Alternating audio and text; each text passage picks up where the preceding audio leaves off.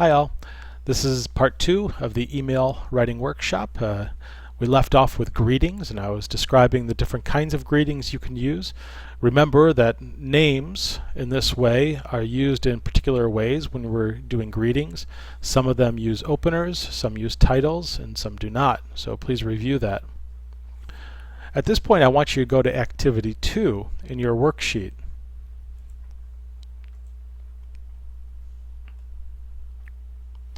So for activity 2, what we're going to do here is just choose the right greeting for the right person. So match the email recipients with the proper greetings below. You may have more than one answer for each. Then in a group of 3 or 4, we'll do that in class. Okay? So go ahead. Why don't you pause the video.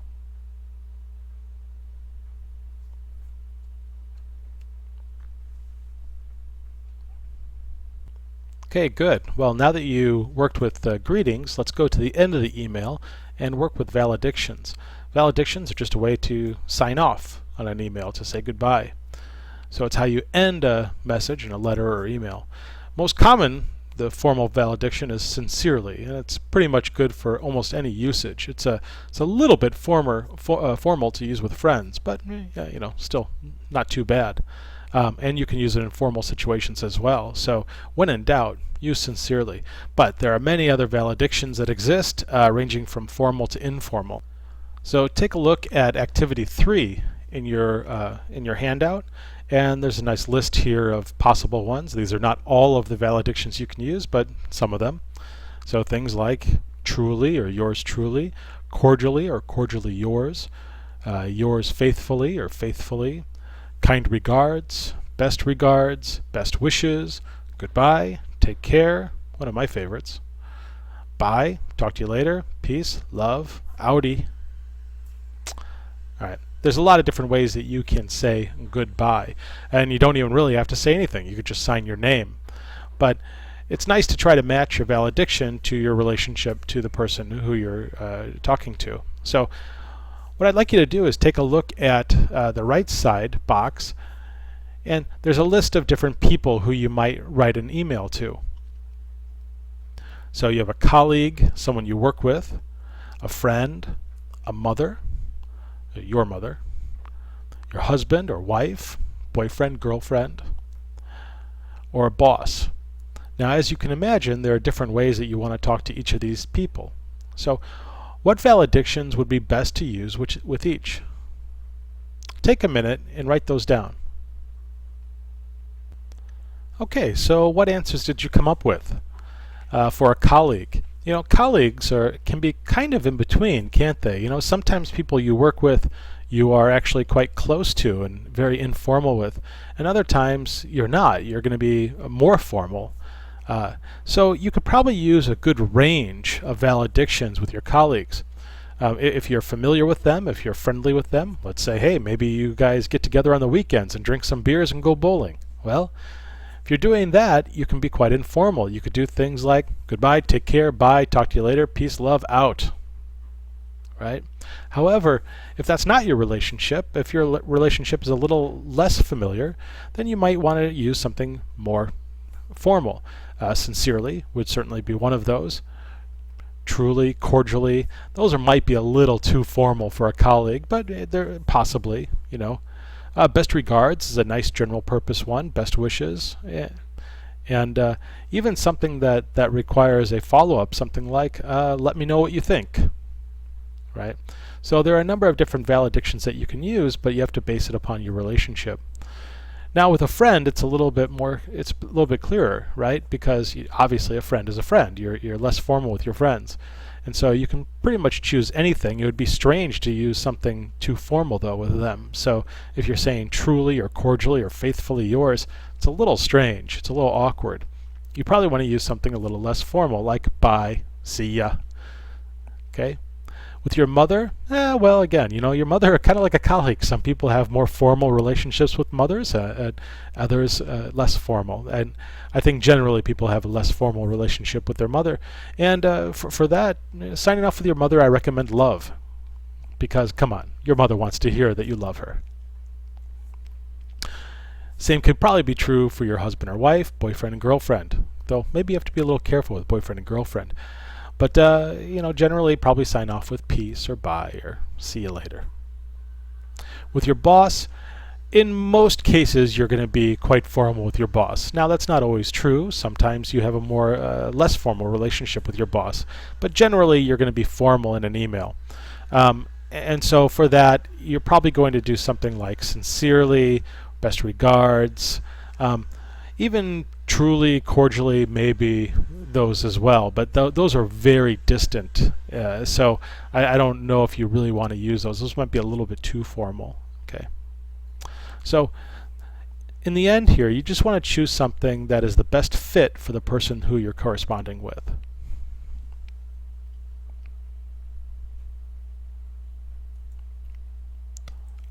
So now we talked about how to sign off. Well, now we need to know about a signature. A signature is just basically telling people your information, how to contact you, what job you have. Okay, they want to know a little bit more about you at the end of the email. You really should put these at the end of every email. It's very difficult to understand someone's name from their email address. If your email address is bigguy@hotmail.com, I don't really know who you are. So at the end of the email, it's a good idea to not only write your name, but also your contact information. And in business, you probably want to put more information than you would on maybe a personal email. So the signatures vary greatly depending upon things like profession and even familiarity with the correspondent. So if you're sending something to a friend, you probably don't have to send your signature necessarily. You probably just sign off. But if you're doing almost anything else, you probably should include one. Familiar contacts can be sent any kind of signature in an email, informal or based on your personal taste. More formal contacts and all professional contacts, and including your professor, by the way, should use a formal signature. Formal signatures can include the following, and they don't necessarily have to, though. Your full name and relevant certifications. So you'll often see people include things like PhD or other professional certifications like CPA, MD. Your job title. So what job are you doing? What's your official title and what company? The department or group name and the institution name.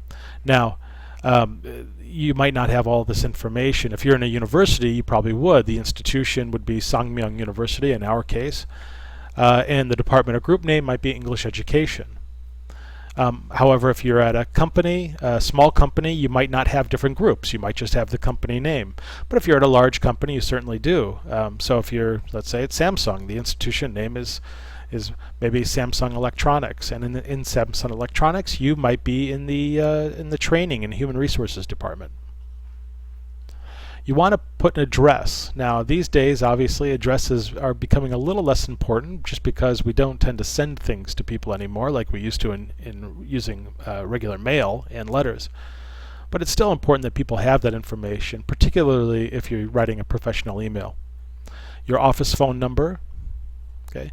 An optional mobile phone number, though that's becoming pretty common these days. Even a lot of people don't even have an office phone number separately. They just have a mobile phone.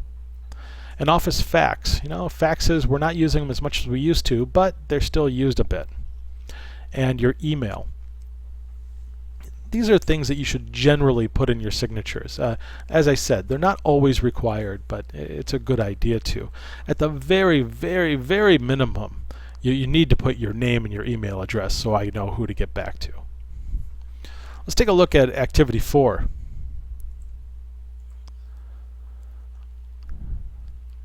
So right now I want you to write your own signature. Now you can be creative and make your dream signature. Pick a dream job and you can make it for that one. Or you could just make your own personal signature at this point. Either way, try to use as much of that information as possible and provide that to me. So at least your full name. Instead of job title, you could always tell me that you're a student. You could say you're an undergraduate student at Sangmyung University in the English Education Department. Okay, so be a little creative. But on the right side here, please write your signature for me, okay? I'll wait for you to finish. Okay, so now that you've finished your signature, let's move on to the purposes for writing email. Three that I'm picking out here, though these are certainly not the only purposes, but they cover a wider range of emails, are providing information, and requesting action. So why don't you take a look at these examples here. So the first one is requesting information. There we go. So when we request information, we want to give the person a good idea of what it is that we're requesting, but also in addition to that, who we are, why we're asking them, and so forth. So note the overall format of the email here. You have your subject that hopefully is quite descriptive. Okay? Don't just say hi. Nobody wants to see that in their subject. They want to see exactly what it is. And I'm going to start this off formally. Dear Dr. Park, my name is Daniel Morgan and I am an associate professor at Cobalt University. I attended your presentation, Microbiology in the Modern Hospital, at the International Association of Physicians conference in February, and I am very interested in your ideas. Now, of course, in this way, I'm being quite formal. I don't really know this person personally, and so not only am I going to address them in the greeting formally, but I'm also going to provide some information about who I am and why I'm contacting them. So in this situation, I'm telling them my name and my job, and also how I know of them and their work. So then in the next paragraph, what I'm going to do is try to clearly ask what I need this person to do for me. So, request that information. So would it be possible for you to send me a copy of your presentation for me to show to my colleagues here at Cobalt University? So I clearly want the presentation that I mentioned in the previous paragraph. Also, adding a second request, could you suggest some other authors writing on this topic? So I make two very clear requests towards the beginning of the email. I don't need to write a very, very long introduction about this. I just need to generally say who I am, how I know them, and then quickly get to my request. Then I give them some possibilities for contacting me or sending me information. You can email me at this address referring to the one that I'm emailing from right now, dmorgan@cobalt.edu, or you may call me at my office, and I give the phone number at my office. You don't always have to provide this information, but it's not a bad idea to provide your email even if it's clear because you just sent them an email from that address. Lastly, you're going to thank them. Thank you very much for your time, and I look forward to hearing from you. Okay. Sincerely, a good general formal valediction, Dan. Now at the end here, I use my first name and even the shortened version of my first name because I'm trying to convey to the doctor that I want to be on informal terms. Okay. And so in his response to me, he is free to refer to me as Dan at this point, though since we don't know each other, he'll probably refer to me as Professor Craig or Dr. Craig or something like that. Then at the end, I put my signature.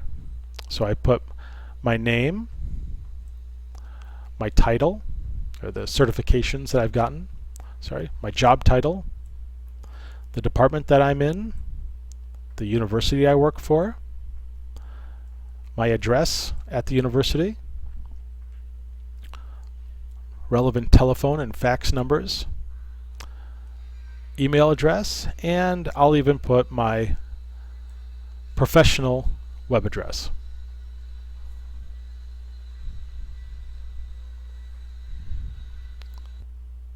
So that's one example of a requesting information email. Of course, there are many ways to write these, but in the end, you want to remember what we said before, is that you want to introduce yourself in a basic, simple way. You want to relate why or how you came to contact this person, and then you want to ask them for whatever it is you want to ask them for. Okay? Try to do that as clearly and simply as possible. That's it for part 1 of our video, or part 2, sorry, and now we're going to have to move on to part 3.